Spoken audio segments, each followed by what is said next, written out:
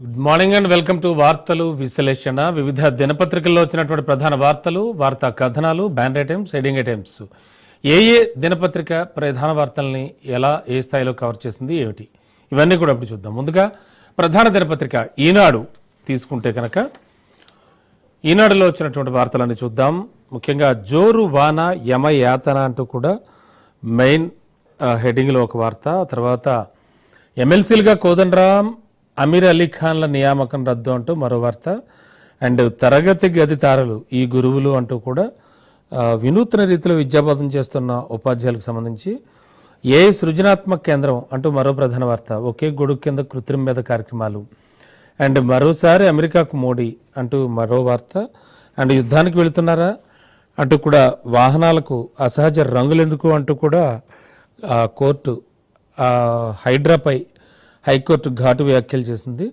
And vote పోటు మాటలంటూ బీహార్ జాబితాపై అధికార విపక్షాల వాగ్వాదాలంటూ ప్రధాన వార్త. ముందుగా జోరు వాన యమయాతన వార్త చూస్తే హైదరాబాద్ సహా పలు జిల్లాల్లో అయితే మాత్రం చాలా ఘోరంగా వర్షాలు పడుతూ ఉన్నాయి. గత వారం రోజుల నుంచి ఇదే పరిస్థితి కొనసాగుతోంది. అండ్ ముఖ్యంగా తెలంగాణలో మంచిర్యాల జిల్లా కన్నెపల్లిలో అత్యధికంగా 23.3 సెంటీమీటర్ల వర్షం పడింది.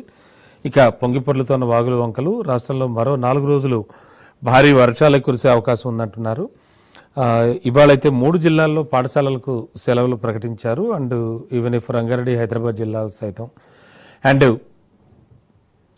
దీనికి సంబంధించి కూడా ఈ ప్రధాన వార్త. అండ్ రెడ్ అలర్ట్ కూడా జారీ చేసింది వాతావరణ శాఖ. సంగారెడ్డి, మెదక్, మేడ్చల్, వికారాబాద్, యాదాద్రి భువనగిరి, ఖమ్మం, భద్రాద్రి అండ్ భూపాలపల్లి, ములుగు ఈ జిల్లాలకు సంబంధించి రెడ్ అలర్ట్. అలాగే ఆరెంజ్ అలర్ట్ చూస్తే కనుక హైదరాబాద్, హన్మకొండ, ఆదిలాబాద్, జనగామ, కామారెడ్డి, ఆసిఫాబాద్, మహబూబాబాద్, మంచిర్యాల, నల్గొండ, రంగారెడ్డి, సిద్దిపేట్, వరంగల్ అంటే ఈ జిల్లాలకి ఆరెంజ్ అలర్ట్ జారీ చేసింది. అండ్ ఎల్లో అలర్ట్ చూస్తే నిర్మల్, నిజామాబాద్, జగిత్యాల, రాజన్న సిరిసిల్ల, పెద్దపల్లి, కరీంనగర్ జిల్లా. అండ్ వర్ష హెచ్చరికల పరిస్థితి ఈ విధంగా ఉంది అంటూ కూడా ఈ వార్త తెలియవస్తోంది. మొత్తం వాగులు వంకలు మత్తరిపోస్తున్నాయి. మొత్తం సిచ్యువేషన్ అంతా కూడా జిల్లాల్లో చాలా దారుణంగానే ఉందని చెప్పుకోవచ్చు.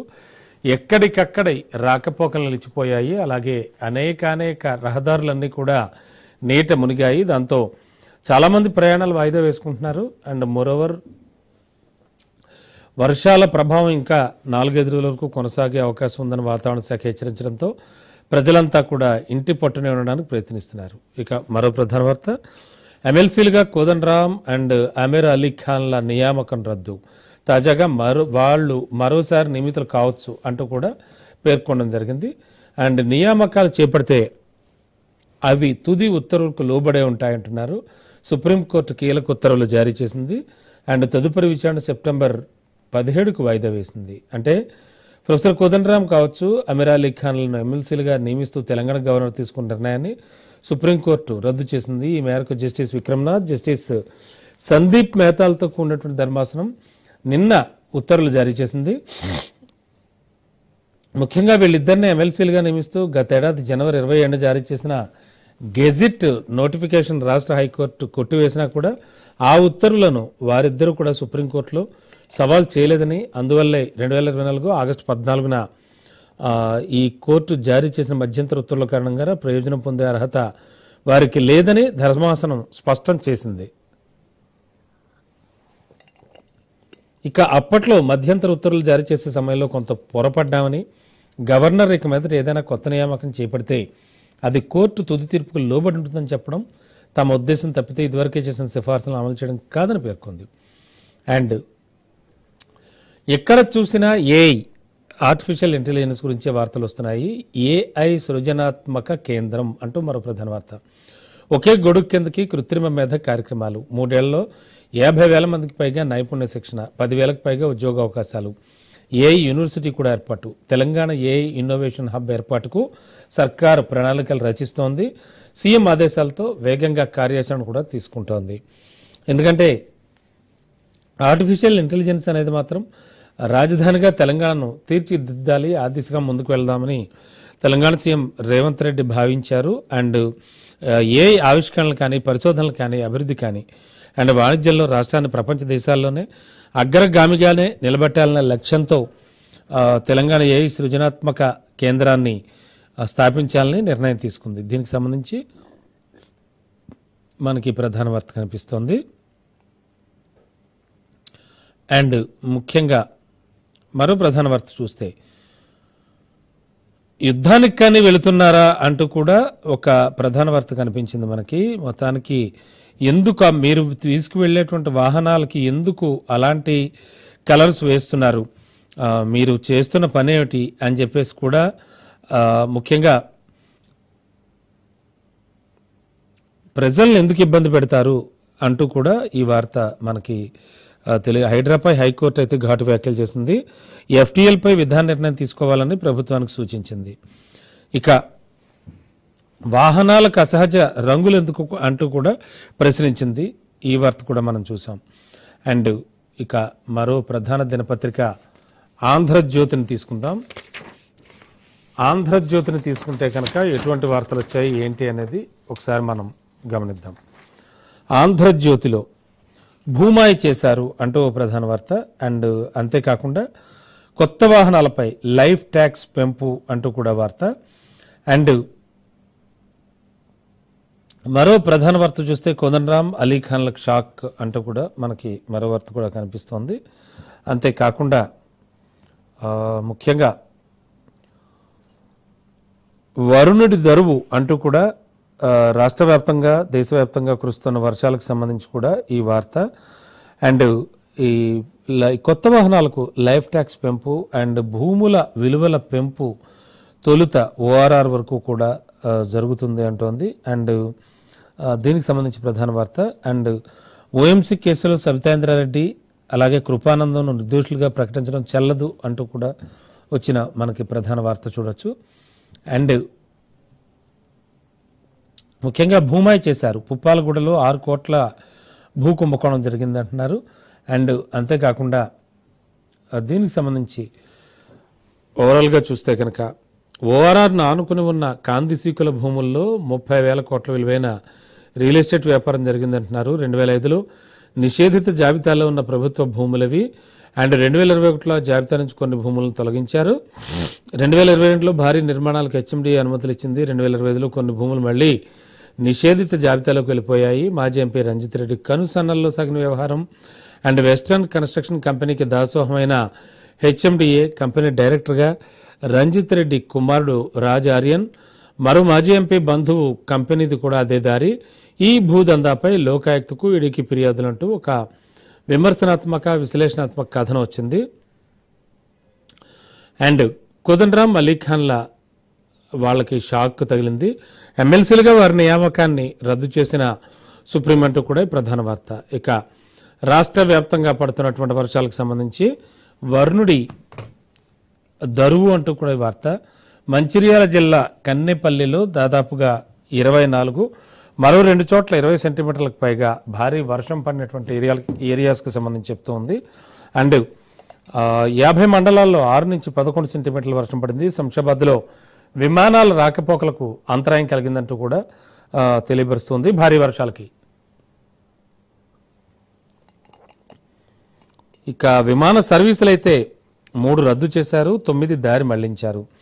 అండ్ ఇవాళ రేపు కూడా భారీ వర్షాలు పడే అవకాశం ఉందంటున్నారు. మెదక్, సంగారెడ్డి, వికారాబాద్ జిల్లాలకు రెడ్ అలర్ట్.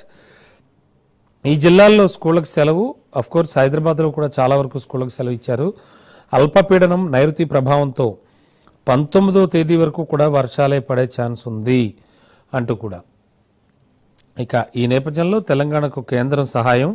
భారీ వర్షాల నేపథ్యంలో షా భరోసా ఇచ్చారు. జనం అప్రమత్తంగా ఉండాలని చెప్పారు కిషన్ రెడ్డి. ఓవరాల్గా చూస్తే కనుక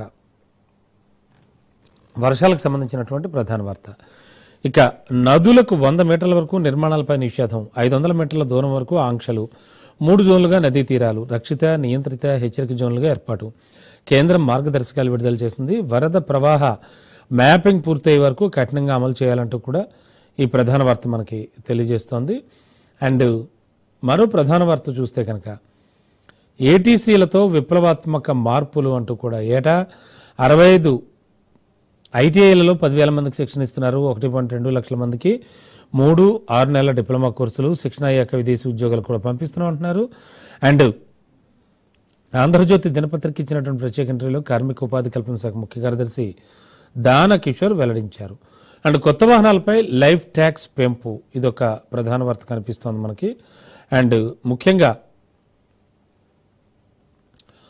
ఈ లైఫ్ ట్యాక్స్కి సంబంధించి కూడా ఈ వార్త అందరినీ ఆకర్షిస్తోంది. ఎక్స్షోరూమ్ ధరను బట్టి స్లాబుల మార్పు, ద్విచక్ర వాహనాలకు 3 స్లాబుల్లో, కార్లు ఇతర వ్యక్తిగత వాహనాలకు 5 స్లాబుల్లో, తక్కువ ధర వాహనాలపై పడని ప్రభావం, అండ్ ఖరీదైన వాహనాలపై అధిక పన్ను విధింపు అంటూ కూడా వార్త.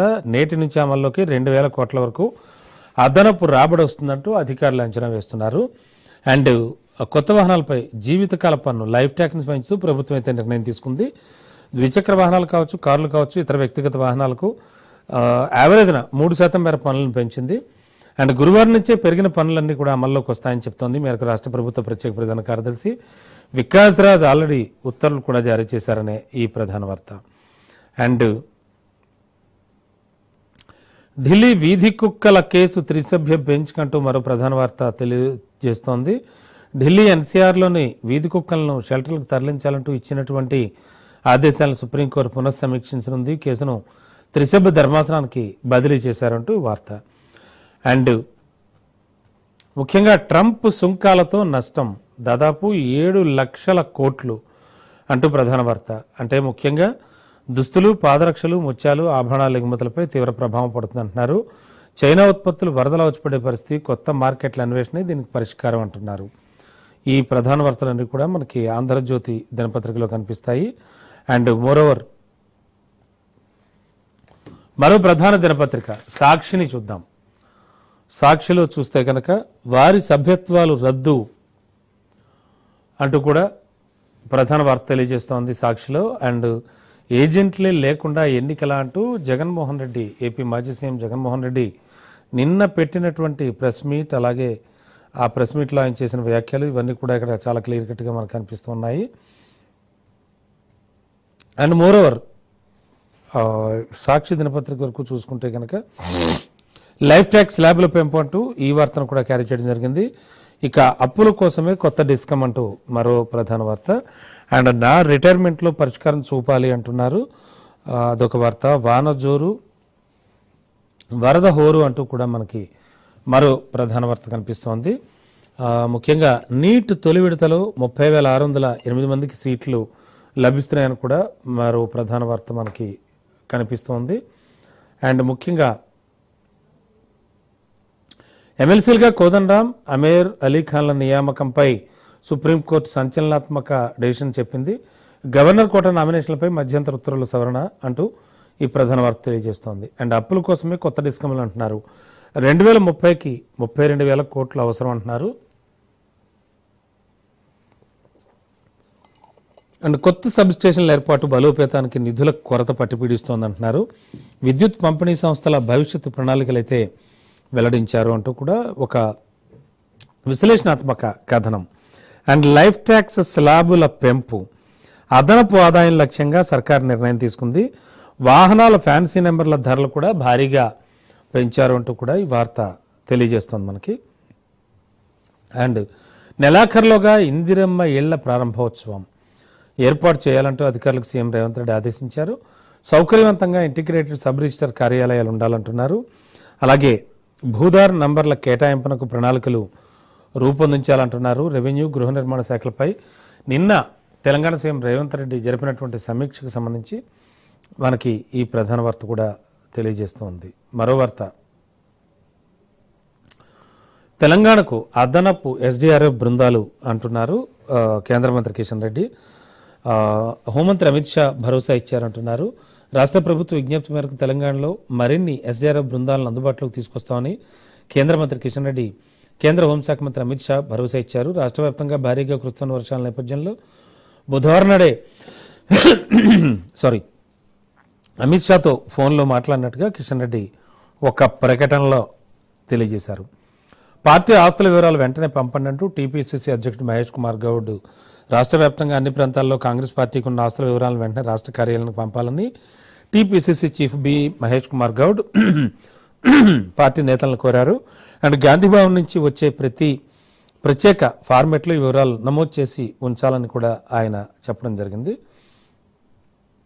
అండ్ వరద హోరులో దీనికి సంబంధించి వివిధ ప్రాంతాల్లో ప్రజలంతా పడుతున్నటువంటి పాట్లు దానికి సంబంధించి కూడా మనకి ఈ సాక్షి దినపత్రికలు చాలా చక్కగా కవర్ చేశారు. అండ్ ఏజెంట్లు లేకుండా ఎన్నికల అంటే నిన్న జరిగిన పులివెందుల అండ్ ఒంటిమిట్ట ఉప ఎన్నికలకు సంబంధించి కూడా ఏపీ మాజీ సీఎం వైఎస్ జగన్మోహన్ రెడ్డి చేసిన వ్యాఖ్యలు, అలాగే జెడ్పీటీసీ ఉప ఎన్నికల్లో పట్టపగలే ప్రజాస్వామ్యం ఖూనీ అయిందని చెప్పి ఆయన బాధపడడం కూడా జరిగింది. అండ్ దీనికి సంబంధించి కూడా ఈ ప్రధాన వార్తలు మనకి కనిపిస్తూ ఉన్నాయి. భారత్ ఏఐలో ప్రభావశీల వ్యక్తుల్లో శ్రీధర్ బాబు అంటూ కూడా ఒక ప్రధాన వార్త మనకి తెలియజెప్తోంది. తర్వాత మరో ప్రధాన దినపత్రిక నమస్తే తెలంగాణను తీసుకుందాం. నమస్తే తెలంగాణను తీసుకుంటే కనుక ఆ 2 ఎమ్మెల్సీలు రద్దు, కోదండరాం అలీఖాన్ నియామకాలపై సుప్రీం ఆదేశాలు జారీ చేసింది. అండ్ ఈవీఎం గుట్టు రట్టు అంటూ ఒక మంచి రైమింగ్ వచ్చేలాగా 2 బ్యాన్ ఐటమ్స్ కూడా హైలైట్ చేస్తూ విశ్లేషణాత్మక విమర్శనాత్మక కథనంగా చూడాలి దీన్ని. అండ్ దీనికి సంబంధించి కూడా మనకి మరో ప్రధాన వార్తను చూస్తే కనుక అండ్ ముఖ్యంగా 2 రోజులు రెడ్ అలర్ట్ అంటూ కూడా రాష్ట్ర వ్యాప్తంగా అఫ్కోర్స్ తెలుగు రాష్ట్రాల వ్యాప్తంగా అటు భారతదేశ వ్యాప్తంగా కురుస్తున్న వర్షాలకు సంబంధించి 2 రోజులు అలర్ట్ ప్రకటించింది. అండ్ సింగూరు డ్యామ్కు డేంజర్ బెల్స్ మోగుతున్నాయంటూ ఒక ప్రధానమైన విమర్శనాత్మక కథనం. అండ్ 2 చోట్ల దెబ్బతిన్న రివిట్మెంట్లు, పారాపెట్ వద్ద గోడ వద్ద ఎర్త్ డ్యామ్ పైభాగంలో పగుళ్ళొచ్చాయి, తక్షణం చర్యలు చేపట్టాలంటున్నారు, 21లోగా కార్యాచరణ నివేదికను సమర్పించాలంటున్నారు. సో ఇదో ప్రధాన వార్త కనిపిస్తోంది. అండ్ 6 గ్యారంటీలు అసలు అమలు చేశారా లేదా అంటూ కాంగ్రెస్ గవర్నమెంట్ని బీఆర్ఎస్ కార్యనిర్వాహక అధ్యక్షుడు కేటీఆర్ ప్రశ్నిస్తున్నారు. ఏ ఊర్లోనైనా చెప్పగలరా, మిమ్మల్ని ప్రజలు తరిమి కొట్టకుంటే రాజకీయాల నుంచి తాను తప్పుకుంటానంటూ కూడా మంత్రులకు బీఆర్ఎస్ వర్కింగ్ ప్రెసిడెంట్ కేటీఆర్ సవాల్ విసిరారు. ఆ ప్రధాన వార్త న్యాయ వ్యవస్థకు శిరస్సు వంచి సలాం చేస్తున్నాం, బీజేపీ కాంగ్రెస్లకు సుప్రీంకోర్టు తీర్పు చెంపపెట్టు అంటున్నారు.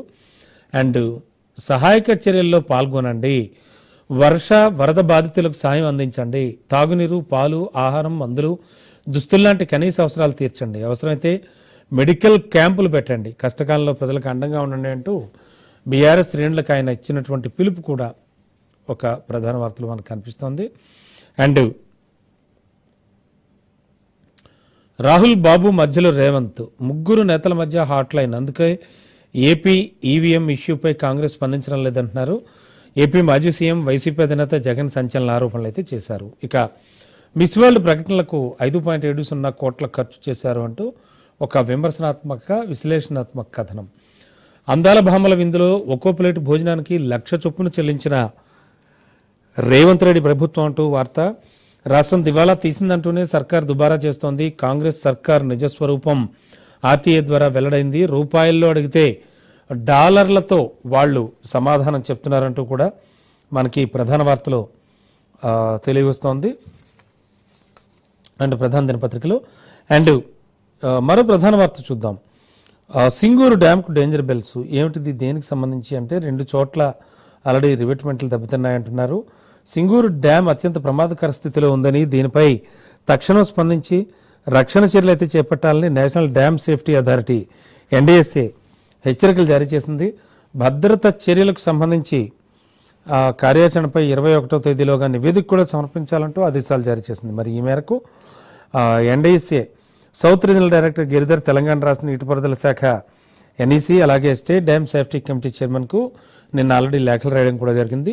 అండ్ ఆనకట్టల భద్రత చట్టంలో భాగంగా డ్యామ్ సేఫ్టీ రివ్యూ ప్యానెల్ అనేటువంటిది ఆయా ప్రాజెక్టులను ప్రతి వర్షాకాలం ముందు ఆ తర్వాత తనిఖీ చేసి అందుకు సంబంధించిన నివేదికలను కూడా ఎన్డీఎస్ఏ ముందు సమర్పిస్తూ ఉంటాయి రెగ్యులర్గా. అందులో భాగంగానే ఈ వ్యవహారం కూడా జరిగింది అన్నట్టుగా మనకు తెలియజేస్తోంది. అండ్ అక్టోబర్ 4 నుంచి కూడా స్పీడప్ చేద్దామని ఆర్బీఐ ఒక డెసిషన్ అయితే తీసుకుంది. వివిధ బ్యాంకుల్లో, నేషనలైజ్డ్ బ్యాంకులు కోర్స్ గంటల్లోనే కూడా చెక్స్ క్లియర్ అయ్యేటువంటి అవకాశాలు ఉంటాయి. అంటే ఇదివరకు చెక్స్ ఎవరికైనా ఇచ్చామంటే కనుక ఆ చెక్కు పట్టుకెళ్ళి వాళ్ళ బ్యాంకులో వేసుకుంటే రేపు వాళ్ళ బ్యాంక్ క్లియరెన్స్ వెళ్ళి మళ్ళీ ఎల్లుండి మన బ్యాంక్ అకౌంట్లో క్రియేట్ అవుతుంది. అంటే ఖచ్చితంగా 2 days టైం అయితే తీసుకునేది. కానీ ఇప్పుడు కేవలం గంటల్లోనే చెక్ క్లియరెన్స్ అయ్యేలా కూడా ఏర్పాట్లు చేస్తున్నామంటూ కస్టమర్ల పడిగాపులకి ప్రాబ్లం లేకుండా చేద్దామని అండ్ అక్టోబర్ 4 నుంచి కూడా ఈ పనులన్నీ స్పీడప్ చేద్దామంటున్నారు. అండ్ ఇక్కడ మరో ఇమేజెస్తో కూడిన కండ్లుండి చూడలేరా ఇది కాళేశ్వరం ఘనత కాదా అంటూ పొంగి పొర్లుతున్నటువంటి నీళ్లకు సంబంధించి ఒక ప్రధాన వార్తని పిక్ రూపంలో వేశారు వీళ్ళు. యూరియాకు పోలీస్ కాపులన రైతన నవ్వు కూడా అంటూ కూడా ఒక ప్రధాన వార్త. కాంగ్రెస్ నేతలు రాష్ట్రంలో యూరియా కొరత లేదంటున్నారు. ఎరువుల దుకాణాల్లో అయితే ఫుల్ స్టాక్ ఉందని చెప్తున్నారు. యూరియా కొరత లేకపోతే కేంద్రాల వద్ద పోలీసులు ఎందుకు? రోజు రోజుకి ఆగ్రో షాపులు ఎదుట అన్నదాతల బారులు దేనికి? సిద్దిపేట రూరల్ మండలం రాఘవాపూర్లో ఆల్రెడీ బుధవారం యూరియా కోసం భారీగా తరలివచ్చిన రైతుల నుంచి జిరాక్స్ పత్రాలు తీసుకుని నెంబర్ రాసి పంపుతున్న పోలీస్ అంటూ కూడా ఈ యొక్క ఇమేజ్లో మనకి కనిపిస్తుంది. అండ్ మరో ప్రధాన దినపత్రికను తీసుకుందాం. వెలుగు దినపత్రికని తీసుకుంటే కనుక ప్రధానంగా మనకి వెలుగు దినపత్రికలో కూడా కొన్ని ముఖ్యమైన వార్తలు కనబడుతూ ఉన్నాయి. అండ్ దీనికి సంబంధించి కూడా మనం ఇప్పుడు ఒకసారి చూద్దాం. జోరు వానలు అంటూ మనకు ఒక వార్త కనిపిస్తోంది. వర్షాలపై హై అలర్ట్ అంటూ మరో ప్రధాన వార్త. అండ్ అసైన్డ్ భూములకు ఎంజాయ్మెంట్ సర్వే అంటూ కూడా మరో ప్రధాన వార్త కనిపిస్తోంది. ఓట్ చోర్ గది చోడ్ ఏసీసీ ఆదేశాలతో రాష్ట్ర వ్యాప్తంగా ఆందోళనలు జరుగుతున్నాయంటూ కూడా మరో ప్రధాన వార్త మనకు కనిపిస్తోంది.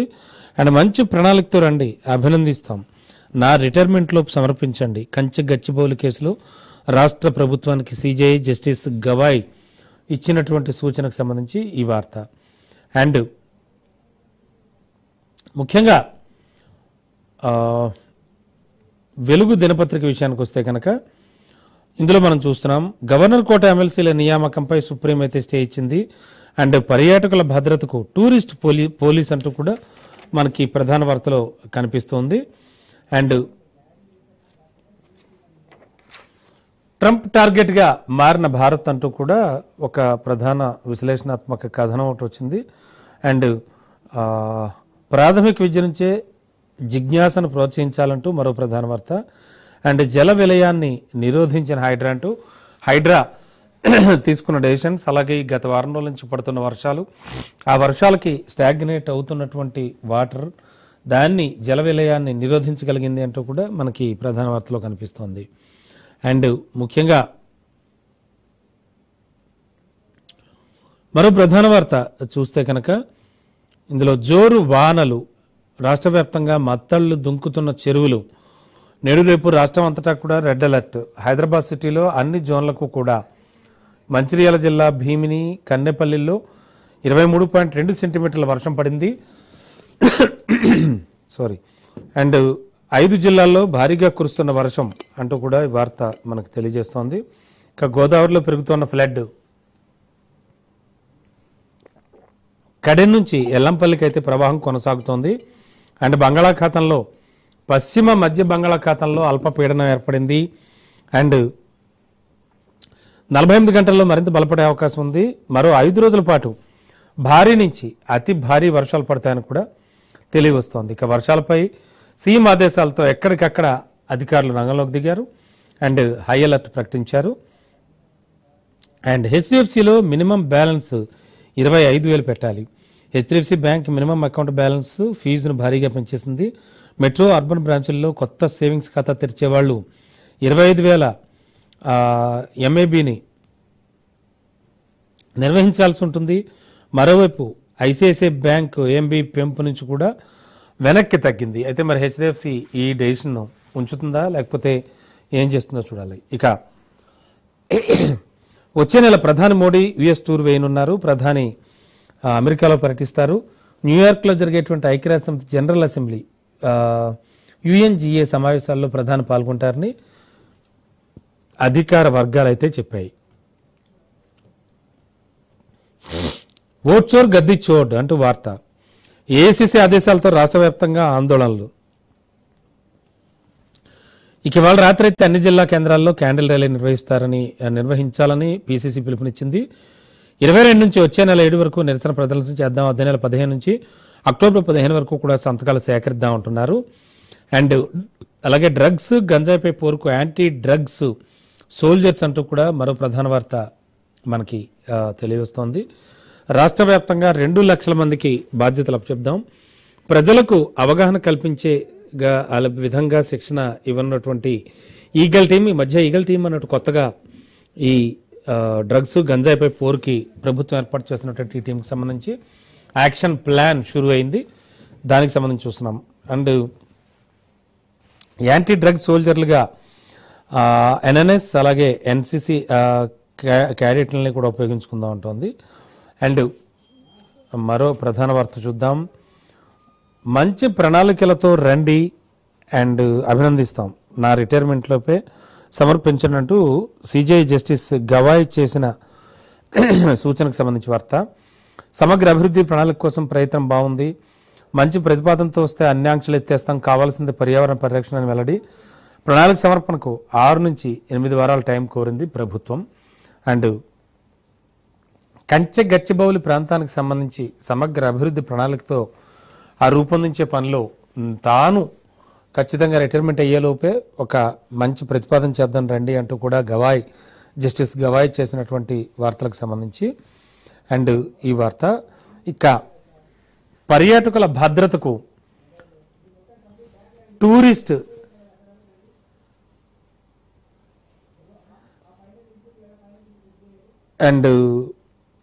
పోలీస్ అంటారు. పర్యాటక ప్రాంతాల్లో కొత్త పోలీసింగ్ నిర్వహిద్దామంటున్నారు. టూరిజం పోలీస్ శాఖల సమన్వయంతో విధి విధానాలు. వరల్డ్ టూరిజం డే సందర్భంగా ప్రారంభించడానికి ఏర్పాట్లు. డీజీపీ టూరిజం శాఖ స్పెషల్ సిఎస్ భేటీ అయ్యారంటూ కూడా ఈ ప్రధాన వార్త మనకి తెలియవస్తుంది. యూరియా కోట ఈ నెలలోనూ కేంద్రం కోత విధించిందంటున్నారు తుమ్మల నాగేశ్వరరావు మంత్రి. ఇస్తానని చెప్పింది 1.70 లక్షల టన్నులు, పంపింది 1.13 టన్నులు మాత్రమే అంటున్నారు. ఏప్రిల్ నుంచి జూలై వరకు 32% కట్ చేశారంటున్నారు. కేంద్రం తీరుపై మంత్రి తుమ్మల నాగేశ్వరరావు ఆగ్రహం వ్యక్తం చేశారంటూ కూడా ఈ ప్రధాన వార్త మనకి తెలియజేస్తోంది. ఓవరాల్గా చూస్తే కనుక వివిధ దినపత్రికల్లో వచ్చినటువంటి ప్రధాన వార్తలు, ఆ వార్తా కథనాలు, అలాగే విశ్లేషణాత్మక విమర్శనాత్మక కథనాలు చూసాం. సో ఇది వాటి వార్తలు విశ్లేషణ కార్యక్రమం. నమస్తే.